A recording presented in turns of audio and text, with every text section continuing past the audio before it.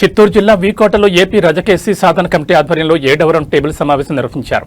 రజకులను SC జాబితాలో చేర్చాలని సమావేశంలో వక్తలు డిమాండ్ చేశారు.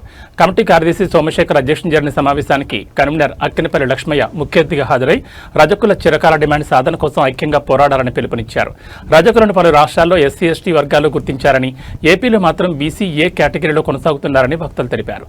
రజకులను ఎస్సీ జాబితాలో చేర్చేలా అసెంబ్లీలో తీర్మానం చేసి కేంద్రానికి పంపాలని, రజక కార్పొరేషన్కు తగిన బడ్జెట్ కేటాయించాలని డిమాండ్ చేశారు. సమావేశంలో తీసుకున్న తీర్మానాలను ఎమ్మెల్యే అమర్నాథ్ రెడ్డి సహకారంతో సీఎం చంద్రబాబు దృష్టికి తీసుకువెళ్లి సమస్య పరిష్కారానికి కృషి చేస్తామని టీడీపీ నాయకులు తెలిపారు. ఈ కార్యక్రమంలో ప్రొఫెసర్ నారాయణ, మల్లాల నాగరాజ్, మోహన్, చిన్నస్వామి, గంగాభవాని, రజక సంఘం సభ్యులు పాల్గొన్నారు. అందరికీ నమస్కారాలు. నా పేరు అక్కినపల్లి లక్ష్మయ్య, ఆంధ్రప్రదేశ్ రజక ఎస్సీ సాధన రాష్ట్ర కన్వీనర్. ఈరోజు ఆంధ్రప్రదేశ్లో రజకుల్ని ఎస్సీ జాబితాలో చేర్చాలనేటువంటి ప్రధాన అంశంపై రాష్ట్ర వ్యాప్తంగా రజకులు ఎస్సీ సాధనలో చేయాలనేటువంటి సదుద్దేశంతో 7వ రౌండ్ టేబుల్ సమావేశం పలమనేరు నియోజకవర్గంలో సోమశేఖర్ అధ్యక్షతన చాలా విజయవంతంగా పూర్తి చేశారు. ఆ కమిటీకి హృదయపూర్వకమైనటువంటి శుభాకాంక్షలు తెలియజేస్తూ ఈ కమిటీ సమావేశంలో మరి విద్యార్థులు, మేధావులు, ఉద్యోగస్తులు, వృత్తిదారులు పెద్ద ఎత్తున పాల్గొనడం జరిగింది. మహిళలు కూడా. ముఖ్యంగా రాష్ట్ర ప్రభుత్వం ముఖ్యమంత్రి గారికి మేము 7వ రౌండ్ టేబుల్ సమావేశం తరఫున ఆంధ్రప్రదేశ్ రాష్ట్ర ఎస్సీ సాధన కోర్ కమిటీ తరఫున అందరి తరఫున విజ్ఞప్తి చేస్తున్నాం. ముఖ్యమంత్రి గారు ఇప్పటికైనా తక్షణమే స్పందించేసి రజకులకు ఇచ్చినటువంటి మాటను నిలబెట్టుకుంటారని చెప్పని మేమందరం ఆశిస్తూ శాంతియుతంగా మాకు ఇచ్చినటువంటి సమస్యని గుర్తు చేస్తూ రజకులని చైతన్యవంతం పరుస్తూ ఆంధ్రప్రదేశ్లో ఉన్నటువంటి రజకులందరూ కూడా ఇప్పుడు 7వ రౌండ్ టేబుల్ సమావేశం నిర్వహించడం జరిగింది. మొదటి సమావేశం ఏలూరు పట్టణంలో చేశాము, రెండవ సమావేశం దాచిపల్లి పట్టణంలో చేశాము, మూడవది చిత్తూరులో చేశాము, నాలుగవది అనకాపల్లిలో చేశాము, ఐదవది మదనపల్లి రాజమండ్రిలో చేశాము, ఆరవది మదనపల్లిలో చేశాము, 7వది ఇక్కడ వీకోటలో చేశాము.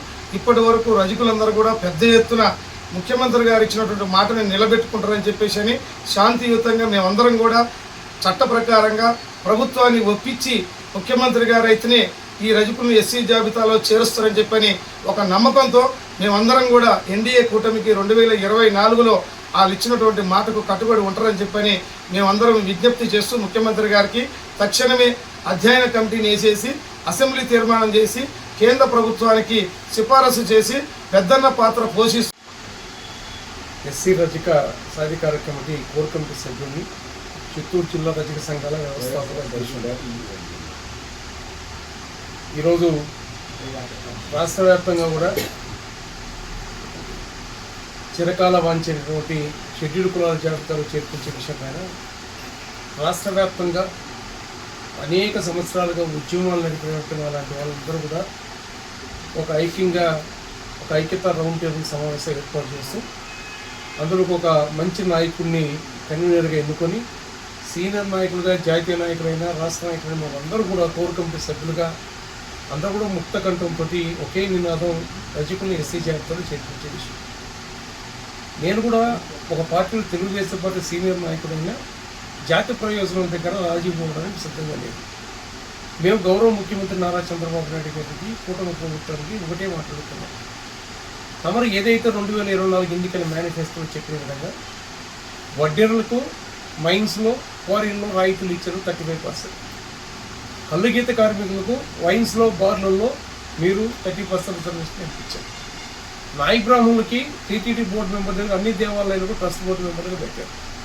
చేనేత కార్మికులకి ప్రతి సంవత్సరం 25,000 రూపాయలు మీరు ఖాతాలో వేస్తూ వాళ్ళకు విద్యుత్ కూడా ఉచితంగా ఇవ్వడం అనేది కార్యక్రమం శ్రీకారం చుట్టారు. అదేవిధంగా మత్స్యకారులకి మీరు ఈ 2.5 సంవత్సరాల కాలంలో ఏదైతే ఎన్నికల మేనిఫెస్టోలు పెట్టారో అన్నీ కూడా మీరు ఇంప్లిమెంట్ చేస్తున్నారు. 6% ఉన్న రజకులు, ఆంధ్ర రాష్ట్రంలో 27 లక్షల మంది ఉన్న రజకులు ఈ 2.5 సంవత్సరముగా మీరు ఏదైతే బీసీ డిక్లరేషన్లో చెప్పారో, ఏదైతే గతంలో మేనిఫెస్టోలో పెట్టారో, ఏదైతే మీరు గతంలో అధ్యయన కమిటీ వేశారో, మరి 2.5 సంవత్సరాల కాలంలో రజకుల పట్ల మీ నిర్లక్ష్య భావన ఏందని ముఖ్యమంత్రి గారిని సూటిగా నేను ప్రశ్నిస్తున్నా, విజ్ఞప్తి చేస్తున్నాను. దీనివల్ల తెలుగుదేశం పార్టీ నష్టపోతుంది. 27 లక్షల మంది రజకులు కూడా ఈరోజు ప్రజలతో సంబంధాలు ఉన్న కులం ఇది. ఈ కులం యొక్క చిరకాల ఆకాంక్షని ఇప్పుడు కాకపోతే ఎప్పుడు కాదు ఒక సీనియర్ ముఖ్యమంత్రిగా ఎన్డీఏ కూటమిలో భాగస్వామ్యంలో క్రియాశీల పాత్ర పోషిస్తున్న మీరు పెద్దన్న పాత్ర పోషించండి. తక్షణం ఏదైతే ఈ రాష్ట్ర వ్యాప్తంగా మేము రౌండ్ టేబుల్ సమావేశం జిల్లా కేంద్రాలు పెట్టాం, ఈరోజు మండల కేంద్రాలకు ఈ రౌండ్ టేబుల్ సమావేశం వ్యాప్తి చెందింది. మండల కేంద్రంలో యువత ప్రశ్నిస్తూ ఉంది, మహిళలు ప్రశ్నిస్తున్నారు, ఉద్యోగస్తులు, విద్యార్థులు మొత్తం గ్రామాలకు కదిలి వచ్చినటువంటి ఉదాహరణ ఈ రోజు వీకోట సమావేశం.